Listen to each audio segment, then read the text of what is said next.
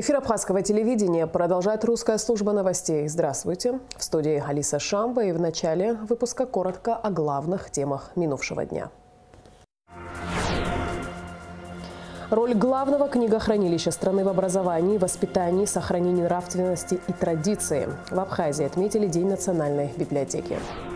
Продолжается рассмотрение дела о тройном убийстве на набережной Махаджиров в Сухуми, произошедшем в 2019 году. По факту отстрела собак, имевшего место в Гагре, в середине марта проводится проверка.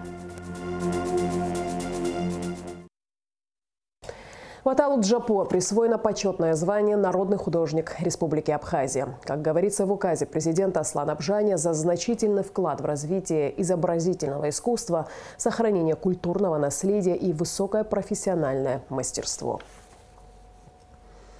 В центре внимания российского руководства остаются вопросы обеспечения безопасности на Южном Кавказе, обсуждение которых в многостороннем формате с участием Абхазии, Южной Осетии, Грузии, России и США при сопредседательстве ЕС, ООН, ОБСЕ ведется в рамках международных женевских дискуссий по Закавказью. Об этом сказал замминистра иностранных дел России Михаил Галузин, говоря о направлениях дальнейшего сотрудничества России и Грузии. Напомним, что очередной раунд переговоров запланирован на 4-5 апреля.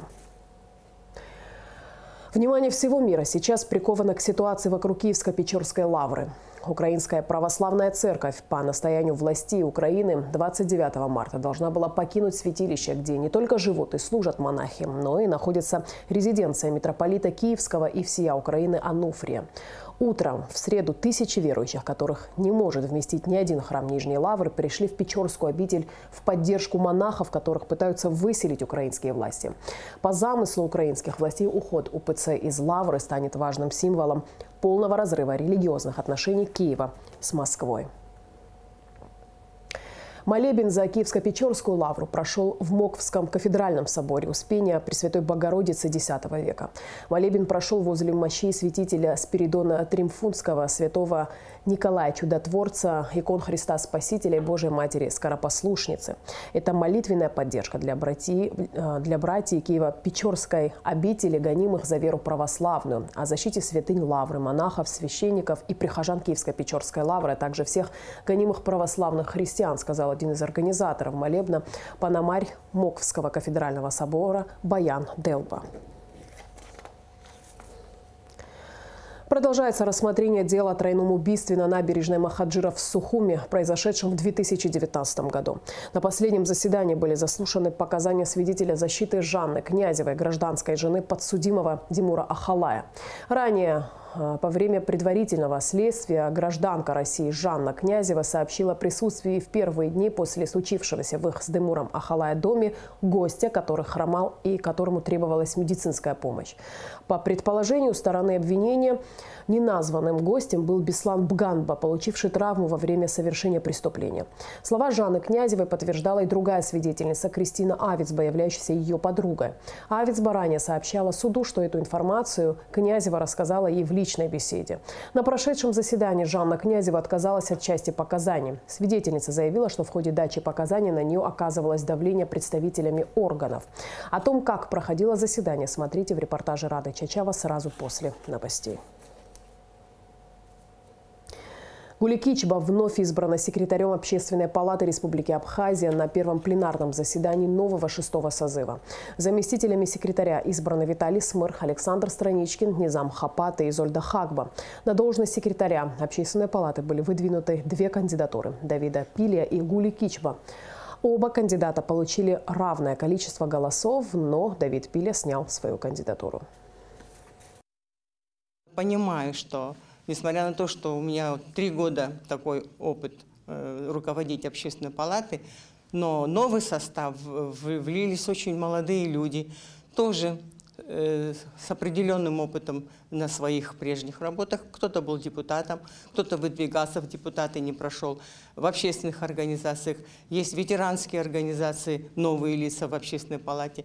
Я думаю, что вот все вместе это еще больше накладывает и на общественную палату, и на меня лично ответственность. Но мы думаем, что все вместе, как и работали прежде, мы всегда интересы нашего гражданского общества здесь представляли, и в чаянии нашего населения все будут рассмотрены в общественной палате, как это делалось в прежние годы. Из прошлого состава осталось 12 человек, 23 человека новых.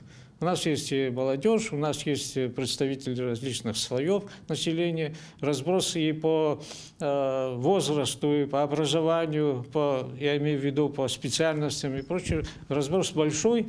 И я думаю, что все слои общества, они как бы находят свое отражение в общественной палате.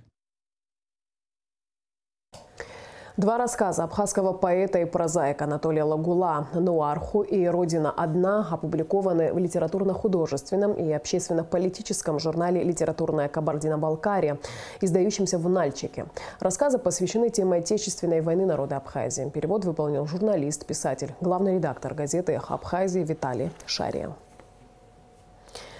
29 марта отмечается День Национальной библиотеки Абхазии. Эта дата тесно связана с установлением советской власти в 1921 году.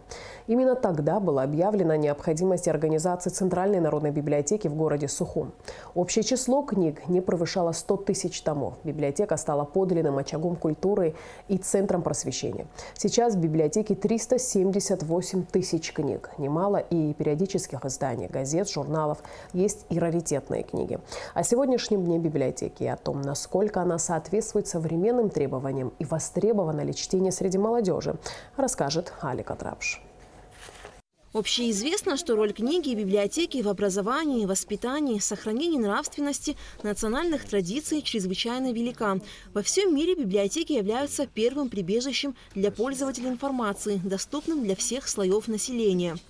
Независимо от того, насколько вы заняты, вы должны найти время для чтения или сдаться собственному невежеству. Это слова великого китайского мыслителя, философа Конфуция. И, конечно же, не согласиться с ним нельзя. В фонде читального зала Национальной библиотеки более 60 тысяч книг. За неделю зал посещают от 150 до 200 читателей. 29 марта 1921 года в городе Сухум открылась Центральная народная библиотека, ставшая первым государственным библиотечным учреждением Абхазии. Впоследствии название библиотеки менялось много раз. С 1981 года Национальной библиотеке было присвоено имя народного писателя Абхазии Ивана Папаскер. На сегодняшний день в библиотеке 378 тысяч книг, немало и периодических изданий, газет, журналов. Самые раритетные книги 1700 года издания. Ежегодно фонд библиотеки пополняется новыми книгами. Мы получаем в дар от наших коллег из России очень хорошие, интересные книги по разным направлениям знания. Вот недавно мы получили в дар 2227 единиц книг, благодаря бывшего председателя правительства Российской Федерации Степашина. Отечественные издания мы получаем из Абхаз госиздательства. Есть постановление Кабинета министров. Каждое издание, вышедшее здесь у нас в Сухуме, мы получаем 21 единицы книг. И впоследствии мы потом передаем районным газетам. Всего в библиотеке 9 отделов. Читальный зал, отдел краеведения, абонемента, периодики, иностранный, книжная палата и другие. Если говорить о посетителях, то на первом месте студенты, затем школьники и ученые-аспиранты. Читальный зал Национальной библиотеки оснащен всем необходимым для комфортного чтения книг. Есть и компьютеры, которыми посетители могут воспользоваться. Значит, я сам живу в Новом Афоне, отдыхаю. Сам я с Москвы. Значит, здесь я приезжаю, работаю над рукописью своей новой, пишу книгу. Значит, здесь, конечно, мне очень приятно работать, приятные люди, приятное обслуживание, кажется, все работает, слава богу. Я очень доволен. Я пытался где-нибудь печатать материалы, а здесь, оказывается, все для человека, кажется, все для нашего читателя. Поэтому я очень рад, что я увидел эти работы. Беру кое-какие-то книги.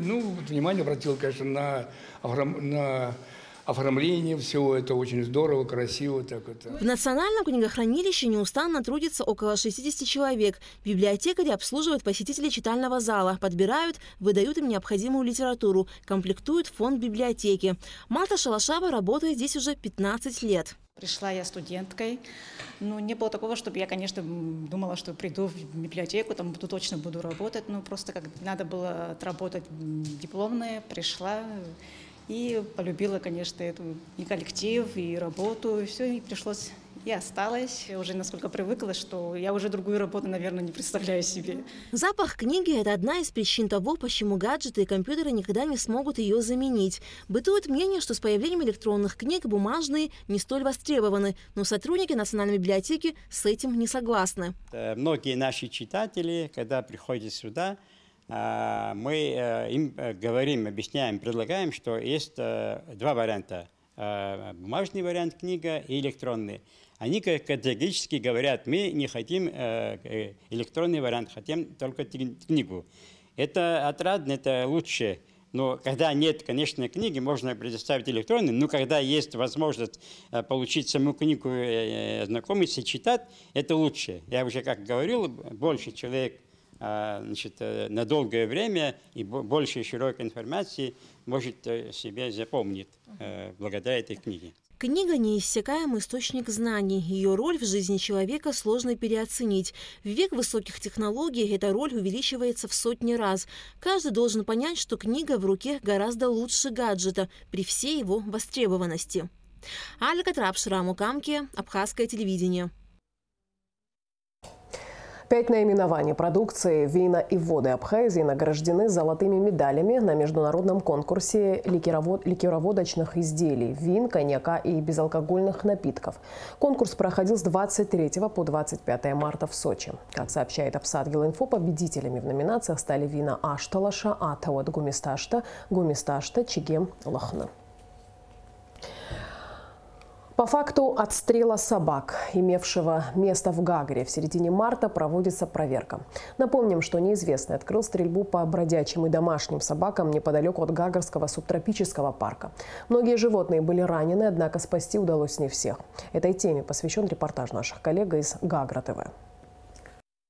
16 марта на территории старой части города Гагра неизвестные лица произвели отстрел бездомных собак, которые были привиты и стерилизованы силами волонтеров благотворительного фонда «Багира». 7 раненых собак волонтерам удалось вывести в ветклинике России. Одну из них не удалось спасти. По случаю жестокого убийства животных зоозащитники страны и волонтеры фондов по защите животных «Багира» и «Надежда» выразили свое недовольство. По мнению многих, к такому вопиющему факту привело безответственное отношение хозяев животных, выброшенных на улицу. 16 марта где-то в 11 часов дня мне поступила информация о том, что здесь произошел отстрел собак. Естественно, мы не могли на это не реагировать. Мы приехали сюда.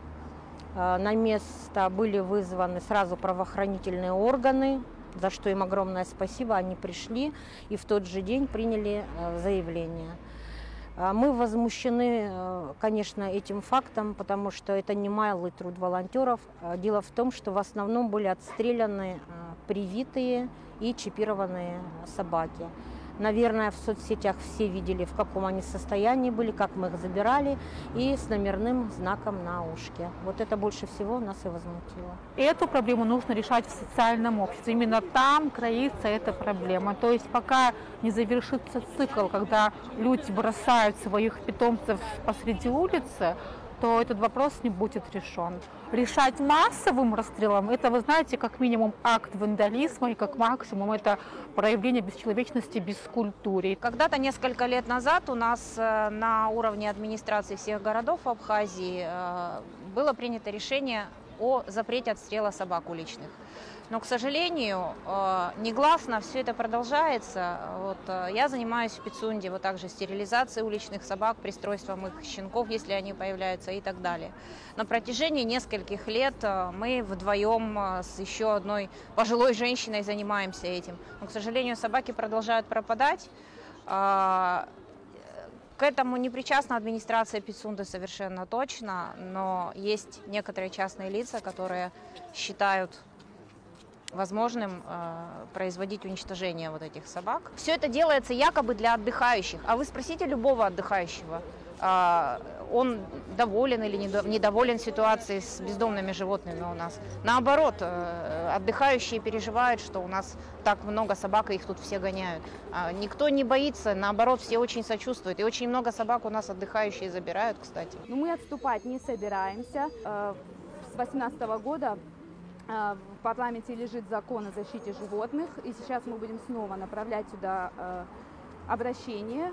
И мы надеемся, что в ближайшую сессию депутаты вынесут его на рассмотрение, и мы будем биться до конца, пока этот закон не будет принят. Мы хотим, чтобы люди платили штрафы за выброшенное животное. Так вот, я хотела бы попросить, чтобы государство обратило внимание на государственные клиники, чтобы они по возможности обеспечили хотя бы какие-то лекарственные препараты, да, чтобы люди могли стерилизовать свое животное по какой-то льготной, доступной цене, ну, либо бесплатно, чтобы не было вот такого вот количества животных, которые потом нам, волонтерам, непосильно спасать. По данному факту районным управлением внутренних дел проводится доследственная проверка. 16 числа к нам обратилась Саида Отерба по факту того, что кто-то незаконно на территории Гагарского района отстреливал собак. По выявлению лиц, совершивших данное деяние, проверяются все видеокамеры на момент, которые работали.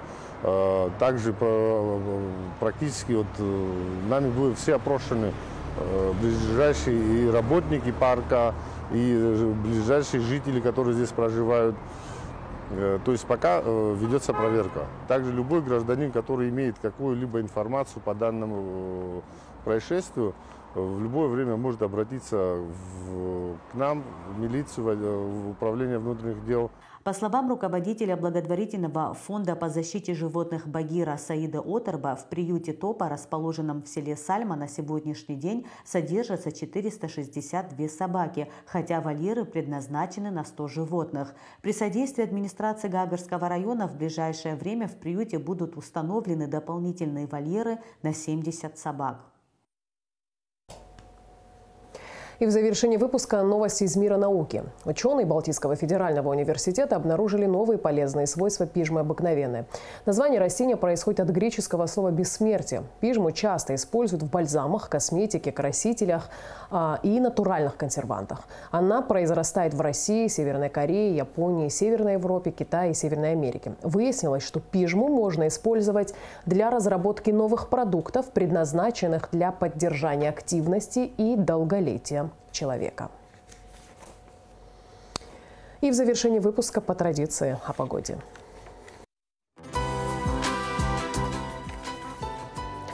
По сообщению Гидрометцентра, в четверг, 30 марта, на территории Абхазии ожидается облачная погода, временами дождь, местами преимущественно в предгорных и горных районах дождь с мокрым снегом, ночью и утром густой туман, в горах снег.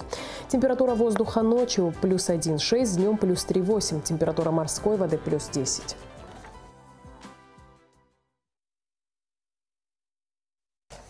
На этом наш выпуск завершен. Всего доброго и до встречи в эфире.